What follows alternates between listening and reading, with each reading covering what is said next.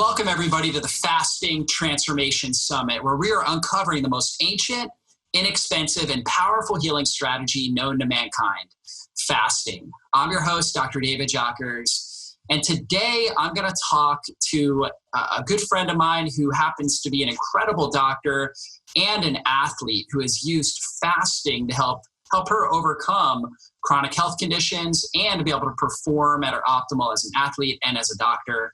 And so the title of this is Transformative Fasting from a Female Bodybuilder.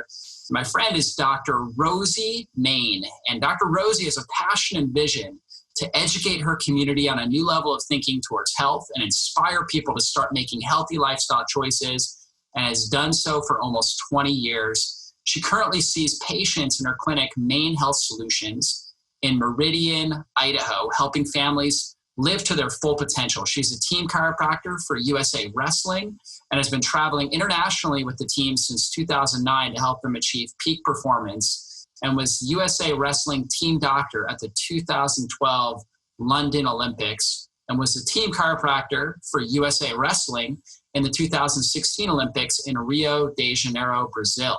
She also helps people with her weekly radio show and podcast that she does in both English and Spanish, and inspires people on health transforming information all around the world. She's a co-author of Christian Living Magazine and a chiropractor for Ballet, Idaho. And the most notable characteristic, this is really what I know Dr. Rosie for, is just this incredible heart and passion for helping people. She happens to be a mother of twin boys. I have twin boys, so we have that in common as well. And she just has a heart to see families live to their God-given potential through natural health care. And so, Dr. Rosie, thanks so much for joining us with the Fasting Transformation Summit. I am so happy to be here, David. I actually have just had a passion for this topic. And so when you invited me, it was one of those things that has been on my heart. And I've been actively doing this for, over a year now. Sometimes these moments are just right for the right time. Yeah, absolutely. I think we were talking about it, back when we met up in Utah. I believe we had a conversation about it, or you posted something on social media. I can't remember, but I was like, you know what? Rosie would be such a good guest for this summit.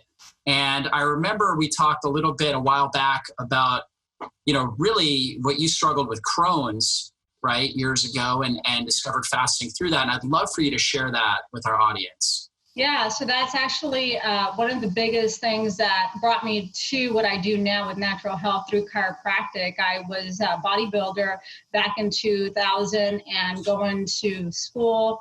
My competing time was at its peak at that time. And then about 6 months into a show that was preparing for, I began to lose extreme weight, lost about 20 pounds to 30 pounds in about 2 or 3 weeks. And I couldn't understand what was going on other than just I was going to the bathroom continuously. And so stress at the time, I think too, you top off the emotional stuff, the physical, I was going to begin medical school. So long story short, I got to the point where I went to the hospital. They found a segment of my colon that was completely raw, wanted to do surgery. My doctors were telling me that was the only option. And luckily, my dad went to come pick me up from San Antonio, took me back home. South Texas was going to take me to a doctor there in Mexico.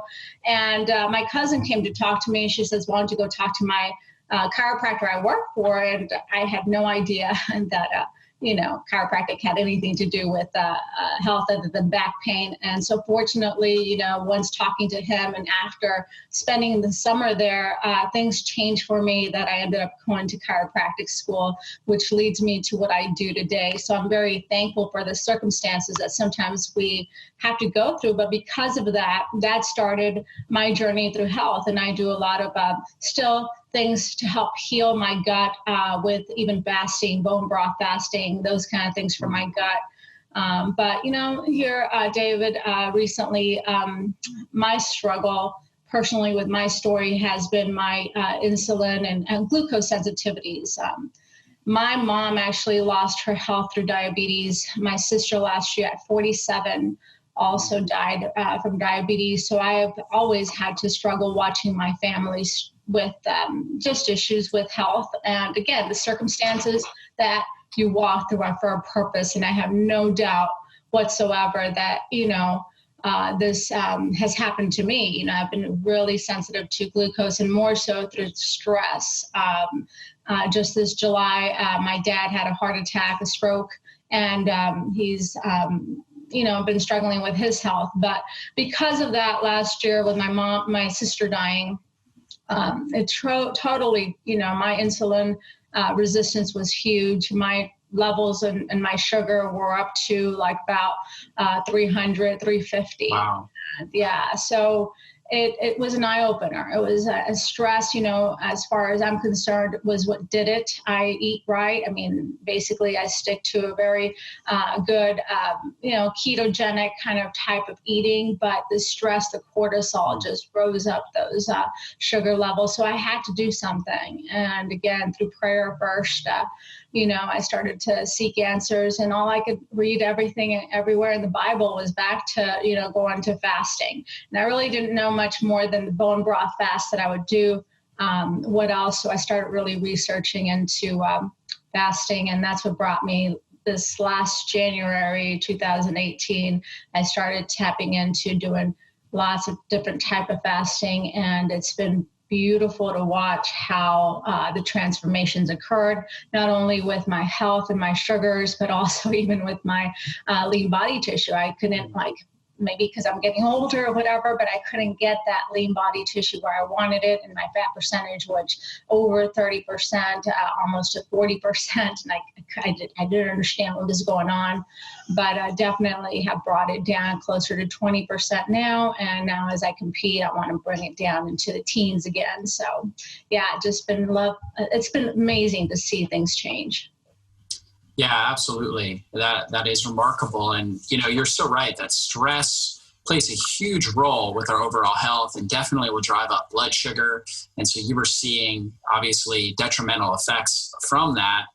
And so through prayer, you found fasting and you started obviously implementing that. Now, when did you decide to compete again? Because I know that you were a bodybuilder. First off, let's talk about your bodybuilding career. Right. When you started, right? And kind of what sort of nutritional habits you were taking on back when you first started bodybuilding, and how that's transformed over the years. Yeah, totally has transformed. My mindset, of course, you shift as you grow and you learn things. I started actually powerlifting. That was in college and undergrad, and, was very competitive with powerlifting. I was very good at lifting a lot of weight, up to even a 410 pound squatting. And so, wow. So it was really a whole different type of mindset back then. It was just eat and sleep, and you'd eat and sleep all day long and just get big.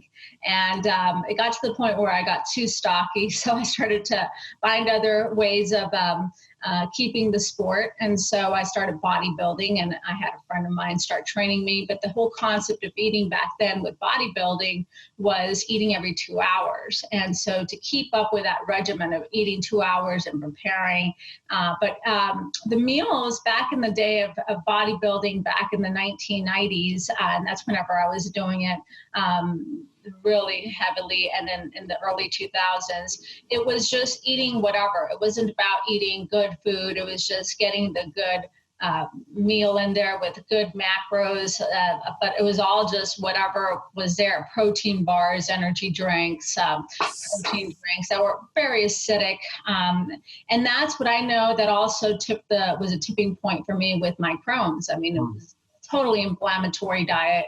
And it was just lots of pasta, lots of rice, lots of, just whatever type of fat. It wasn't really about the quality of the food.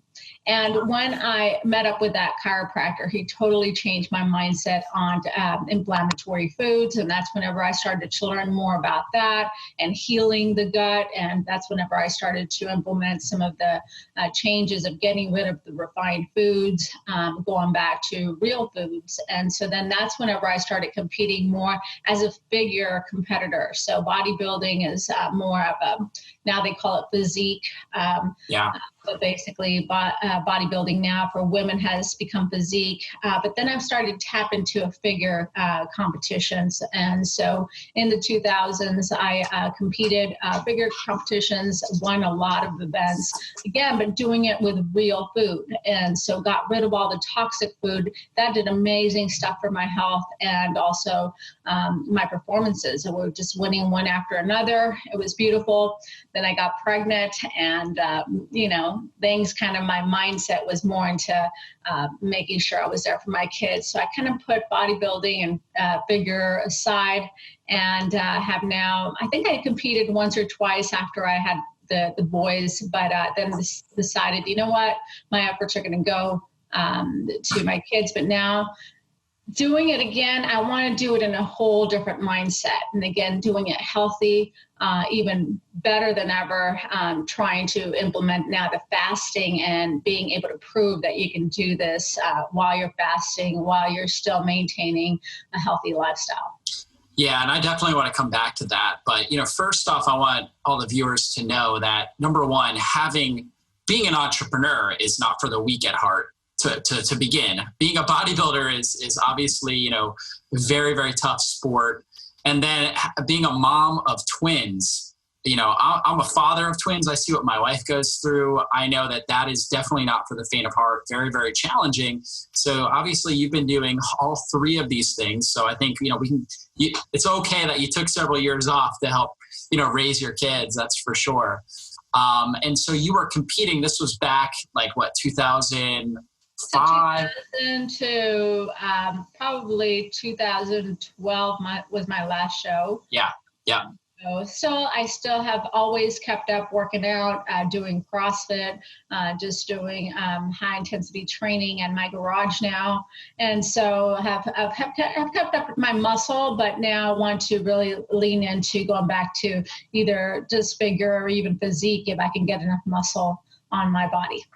Yeah, for sure. And so, I kind of have a similar past. I wasn't a bodybuilder, but I was a personal trainer. And I thought, the only way I could maintain my weight at that point, I think I was about 170 pounds, was I had to eat, literally 8 meals a day, from the time I woke up in the morning to a protein shake before I went to bed. And that was a major contributor in me developing irritable bowel syndrome. And then I dropped 30 pounds. I had extreme adrenal fatigue. I would go from sitting to standing. I would be dizzy with orthostatic hypotension. And I noticed that when I actually stopped eating, fasting actually in the morning, I had less gut pain, less gut symptoms, and actually started gaining weight. And so I was doing intermittent fasting. I didn't even know the term. I would just really hydrate well in the mornings. I just felt better eating in the afternoons and evening. And of course, cleaning up my diet. And that was, a key player in me healing. And that was how I discovered the power of fasting. So I have a really similar story as far as that goes. And so I find that really, really interesting. We have a lot of parallels there with twins, with gut issues. I know, right?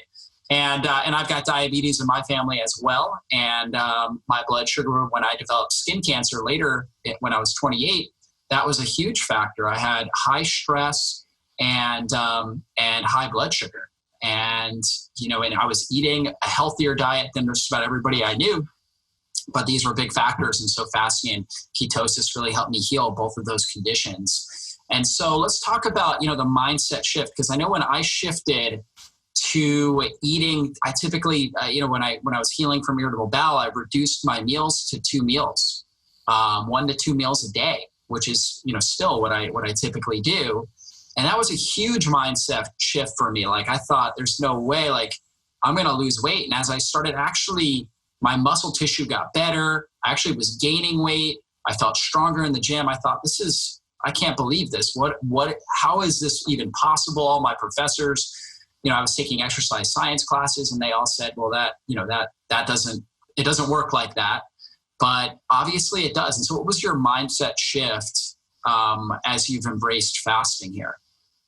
And it was that time when I lost my sister. And I started to, again, pray, and I started to ask God to give me answers of what I needed to do. And just, again, like I mentioned, fasting and prayer were the verses I was coming up to.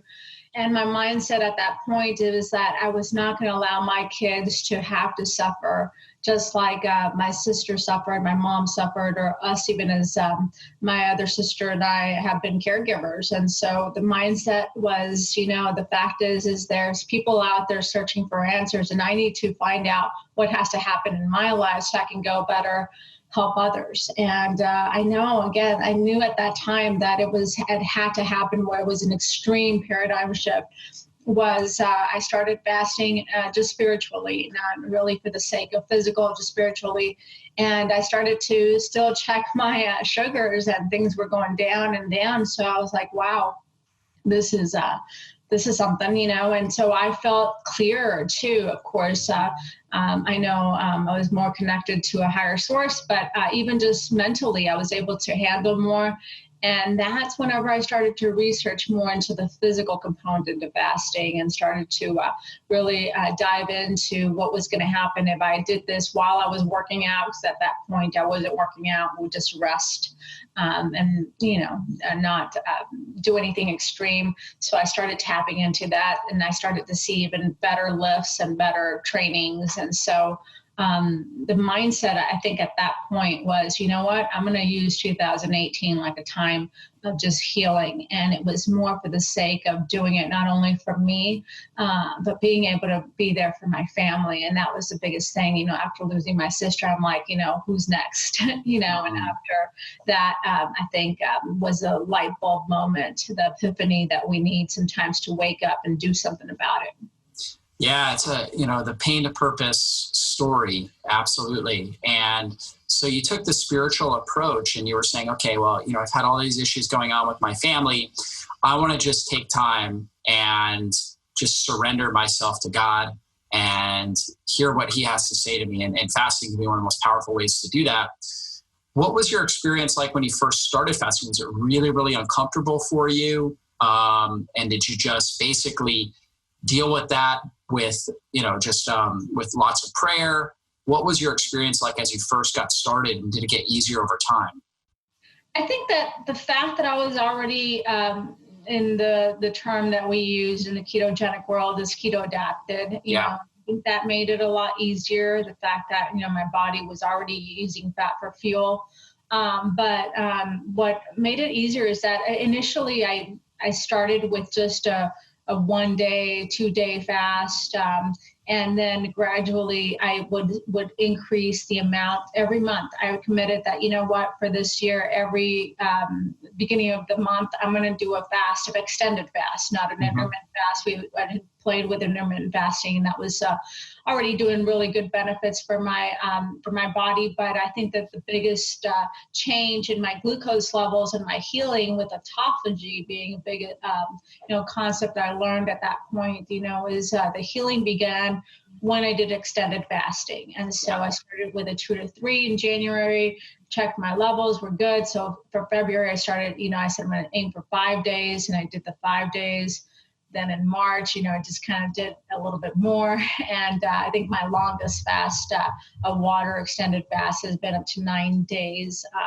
And it's one of those things that, has really been hard to do, I think, is the extended fast. But I think that what made it easy for me initially is making sure that I had my comfort food. And I've kind of dropped that comfort food, which is coffee with creamer. So initially I was still adding the coffee, like a bulletproof coffee initially in the morning. So it's not a full fast because I was still adding the creamer in there. But now getting to the point of having more herbal teas and getting rid of the creamer, having black coffee. It's still hard, but that's the way I've been kind of making sure it gets done. Yeah, I love the progression. So, you started out, and this is really what we're teaching people here, is to start out with intermittent fasting strategies, really work on getting your body fat adapted, and then start kind of pushing it out slowly, a day, 2 days, right? Just kind of like you did. Then you went to 3, then you went to 5, then you went to 9 days. You were using something like, like the Bulletproof coffee, which is sort of like a fat fast, which has great benefits and can be more, a lot of times people find that they can be more compliant with it, and you still get incredible levels of autophagy. You stimulate stem cells, so you get tremendous benefits with this, and you were just kind of graduating yourself up each step along the way. So I think that is powerful for the listeners to take away. It's not like you just jumped in full throttle, which you certainly could. However, it's a little bit more dangerous, and it can definitely be really uncomfortable if you just jump in. You're like, okay, I'm doing a 5-day water fast right away. May not be the best strategy. So you graduated up slowly, and you just basically said at the beginning of every month, I'm going to do some sort of fast. And you were doing this with the right mindset. So taking a spiritual approach to this.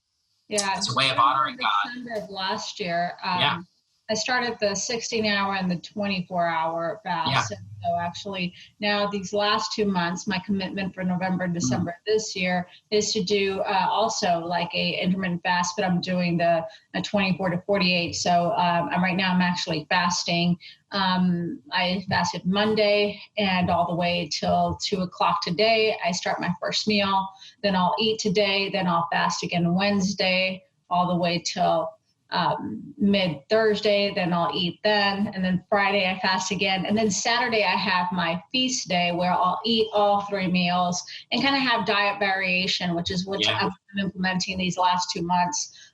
But last year, November and December, when I started praying about fasting, I was just doing like a 16-hour fast, intermittent fasting. But I really feel that that's what actually allowed me to adapt to where in January of this year, I began the extended fast. So definitely one of those things you got to kind of build up to and be committed, because I think that's one thing that too, in the beginning of the year of 2018, I committed myself. And until you commit, you just say, this is what I'm going to do. And you do it for a bigger purpose. And like you said, from pain to purpose, you have to have a bigger, it's not about just weight loss, it's about healing. It's about going back and not only changing the metabolic effects of fasting, which are great, but I really think that the biggest intent was healing, and healing not only physically, but spiritually. And it's 10 wonders for both.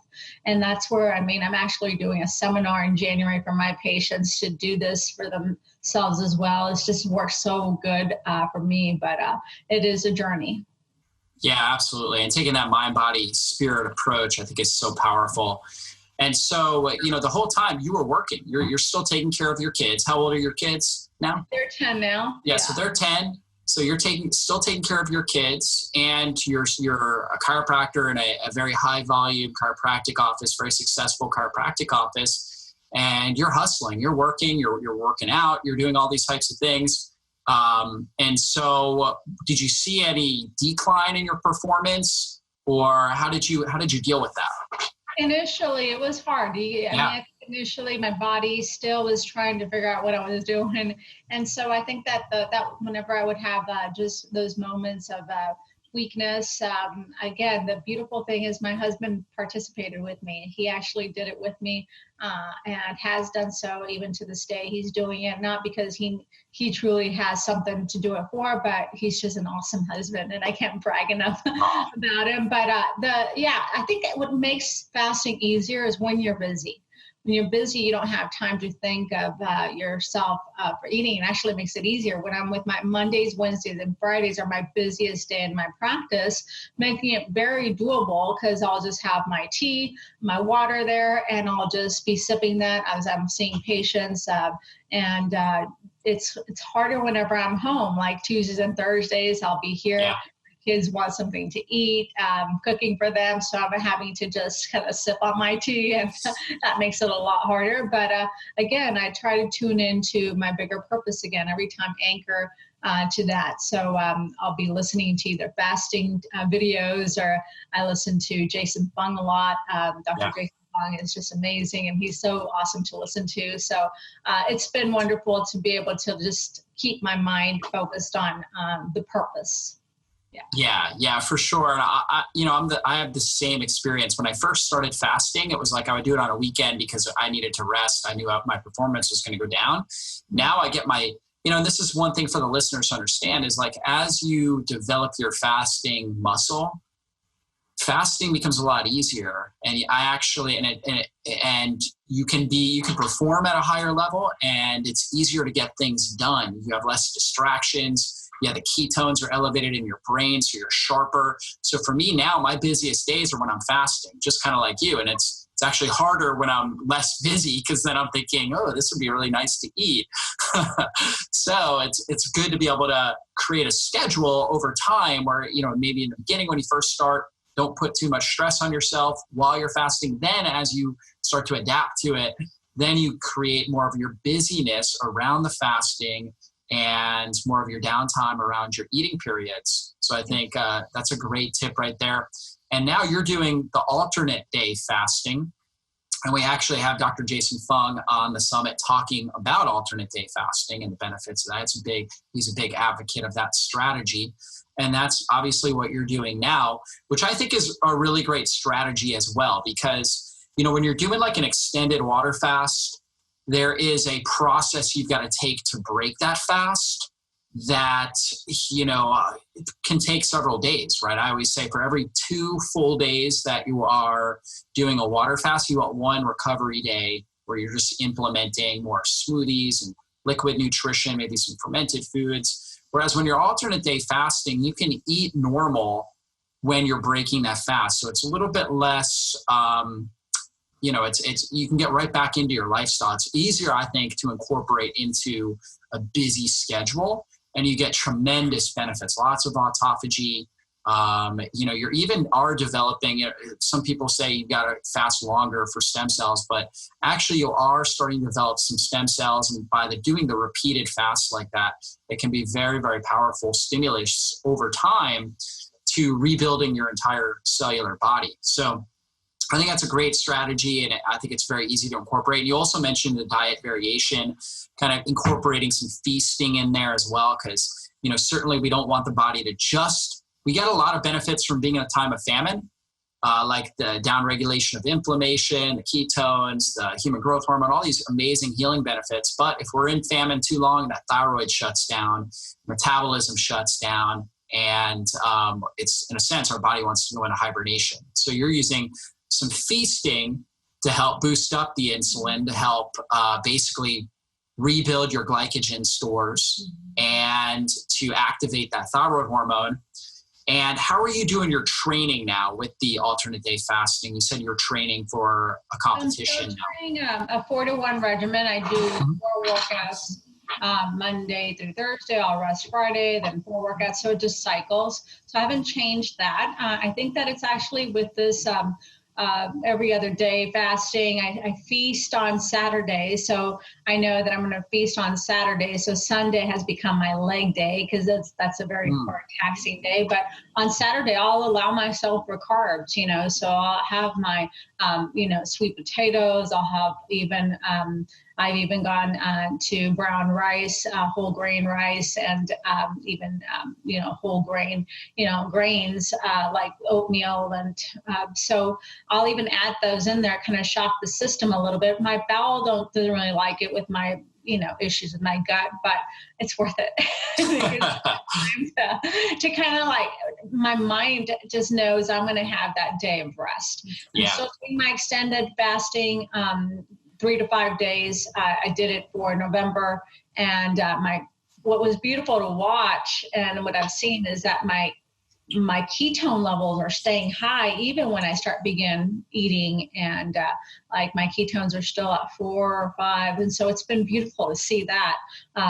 And so it's just one of those things that I think my body is kind of getting in this groove of liking what I'm doing. But diet variation has also made it to where my body's always guessing what I'm doing, and even my spirit doesn't feel like I'm taxed, because I look forward for these little moments of treats. And when I do have treats, they're typically still ketogenic. Like I made a ketogenic cheesecake and just indulged in that and was okay with it, And so yeah, I think just switching it up continuously.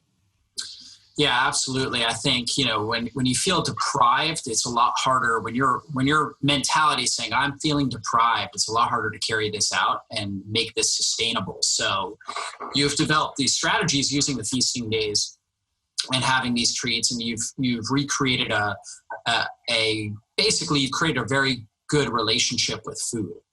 And I think that's one of the key benefits of fasting can provide if you go into it with the right mentality. And so let's switch and talk a little bit about women's health, because obviously here you are, female bodybuilder, you know, in the fasting world, there is some controversy about females and fasting, and of course about high-level athletes like bodybuilders and fasting. And so, you know, basically if you were, let's say, you know, one of your female competitors came to you, and obviously you also work with USA Wrestling, right, as well. So what if one of them came to you and said, you know what, I see that you're doing this. How would you recommend I get started with this sort of lifestyle, adding in fasting and changing my nutrition? What would be some of the best ways to get started with this? But I think whether you're an athlete, you're a female, a male, I really don't feel there's a difference. We're all human beings. I mean, yeah, you do have the need for good quality fats. So I think that the fact is that as a female, we want to actually promote more fat into our diets. And I think that's the biggest myth with women, where we're so afraid of fats. And so with this lifestyle, with fasting, I mean, it goes back to also the ketogenic lifestyle, adding more fats to your diet. And then also with that, you know, I think there's this 1 week before my period, and I know that many women experience that, you know, changes in estrogen and progesterone. And so that week before my period, I'll actually allow myself for more carbs. Sometimes people, and I really feel the body does the right thing at the right time and gives you these cravings for a reason. And so when I have that week before my period, I actually allow myself to have more of the carbs that my body is craving. And so, and actually allows my body to function better, but I'll have them with more good quality fats and decrease the protein. And so just kind of like I've tapered things to fit for my needs as an athlete as well, as a woman athlete. I think I you know, need to read my body and listen to my body. But I think the biggest myth is that, you know, yes, you're as I think the other myth for most women is your thyroid levels when you're fasting. You know, is it going to affect that? I really feel your thyroid, your metabolism goes down, or your precursors are what goes down. Not really. There's been research shown that your thyroid itself, hormone levels doesn't change. It's the precursors. And so, but then as soon as you start eating, it goes back up. And so I think that the myth of because you're a female, you can't do it is wrong. I've proven it to myself. And as far as an athlete, I think that I wouldn't start athletes with extended block fasting per se. I would just go and start teaching them the methods of intermittent fasting. Specifically my Olympic athletes that I work with, I think they're training twice a day. Their needs probably for, you know, more food and fuel is needed. I train once a day. As I get closer to my competition, I may shift what I'm doing. You know, it just depends on the needs. For a typical female, I really feel it's needed. So much fear goes back to I'm going to lose muscle, but your body doesn't tap into that until it gets rid of all the fat. And the reality, we have so many fat stores that we can tap into. And unless you're maybe less than 10% body fat, you don't have to worry about it.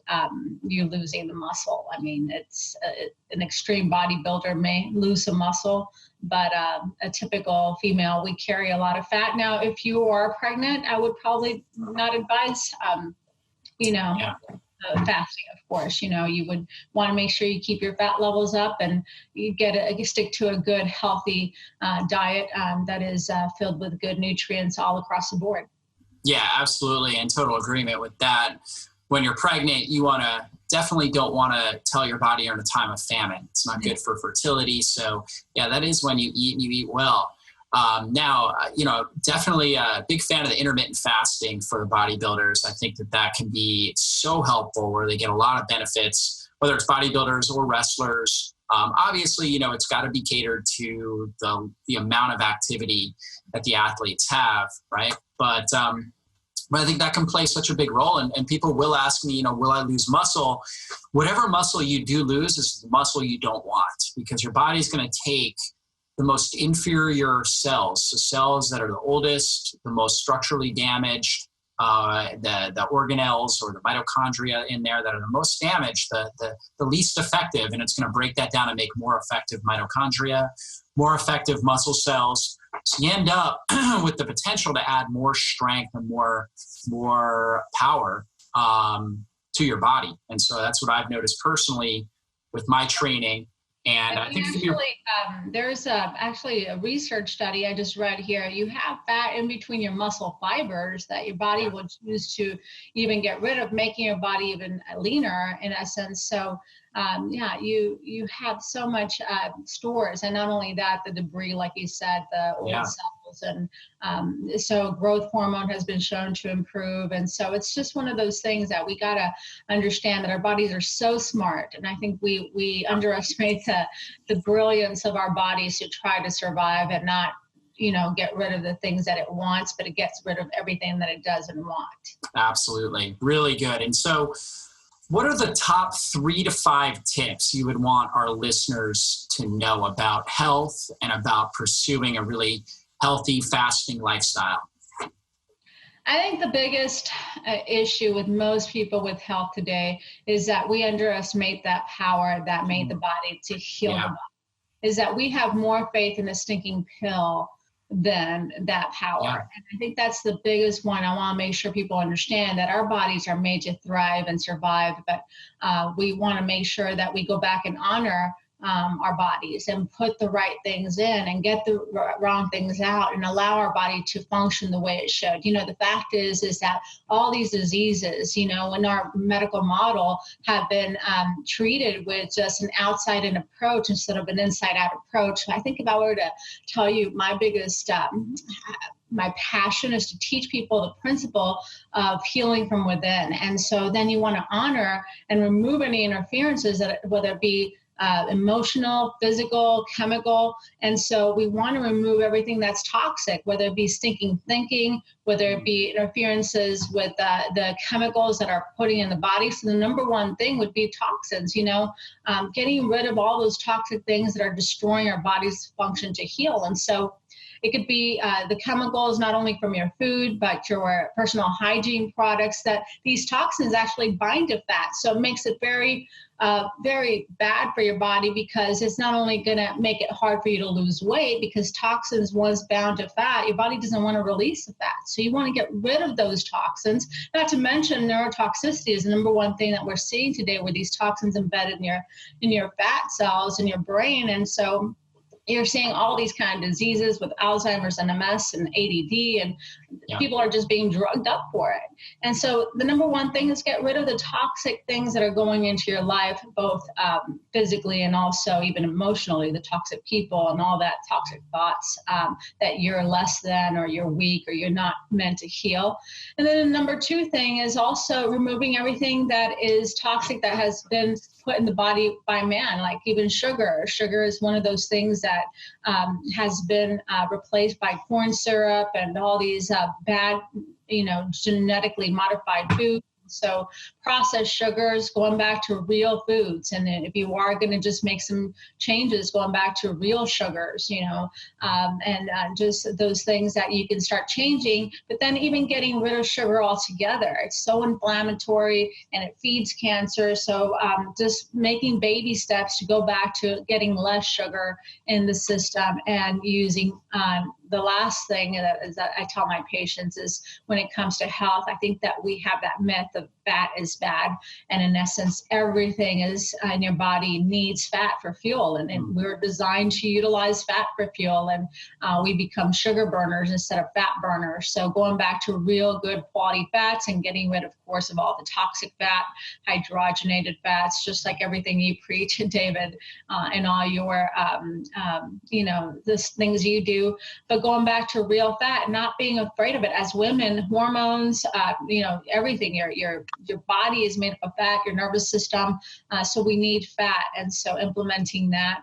And then lastly, I think the biggest change health-wise, if I were to say anything, is finding that time. I think what did it for me, even though I ate right, I exercised, I, did all the right things, I get adjusted.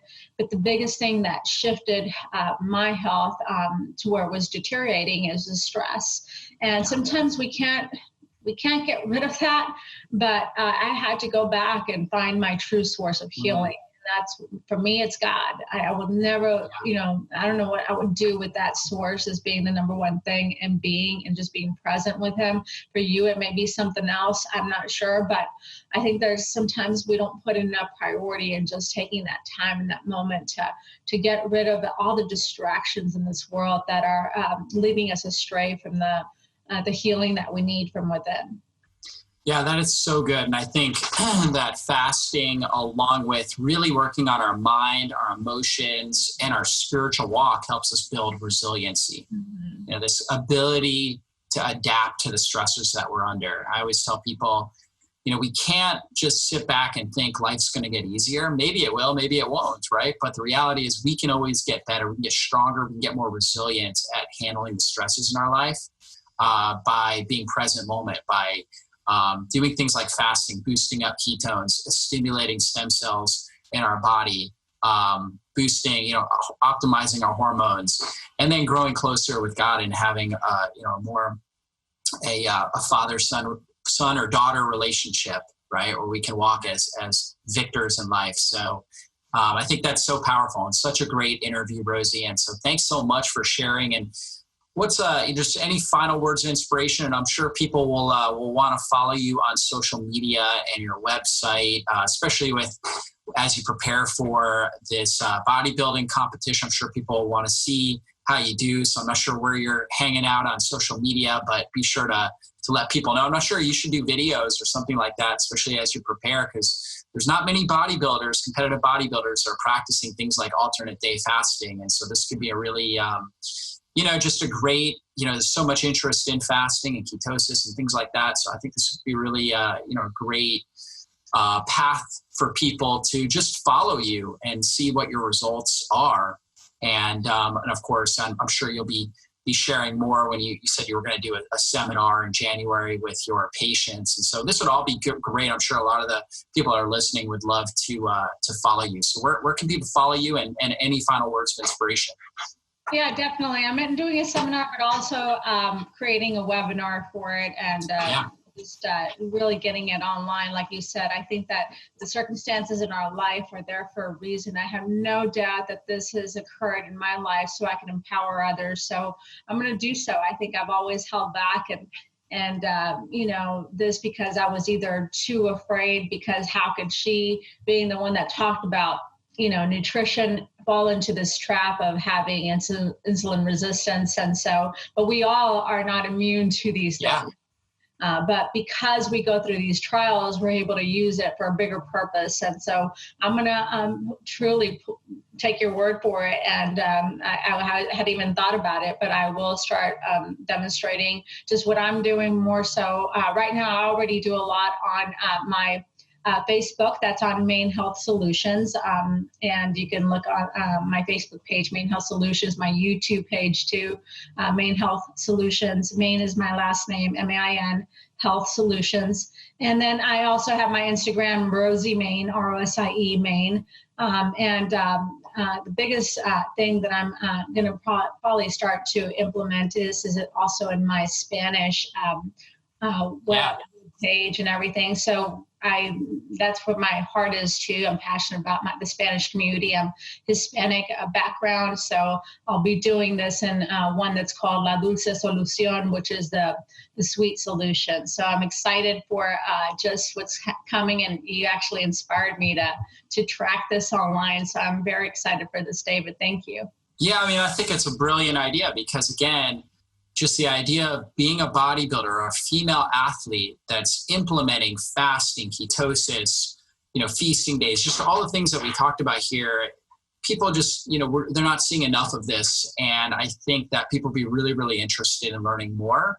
And just your story, obviously, the Latino population is a huge population, and diabetes and insulin resistance is a big time struggle, obviously for every population, but especially the Latino population.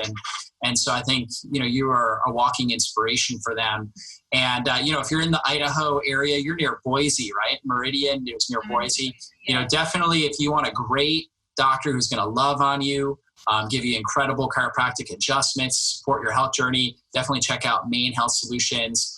Follow Dr. Rosie on social media so we can just all follow her journey here as a competitor that uses fasting strategies to improve her physique, her mind, her body, her spirit, and to overcome the insulin resistance that she was struggling with. So thanks again, Dr. Rosie, for being on. And for all the listeners, I want to leave you with this last thought, that fasting has this incredible ability to unlock the dormant healing potential within you. It's safe, it's powerful, and it just might transform your life like it has for myself and Dr. Rosie here. One of the best things you can do when you are fasting is listen to summits like this, listen to people talking about the benefits of fasting, about overcoming adversity through fasting, because it will inspire your heart, your mind, and you'll be able to push through the discomfort that you may experience. So I think that would be amazing. And again, if you consider owning it, we would be really, really honored and blessed. And we will see you guys soon. Bye-bye.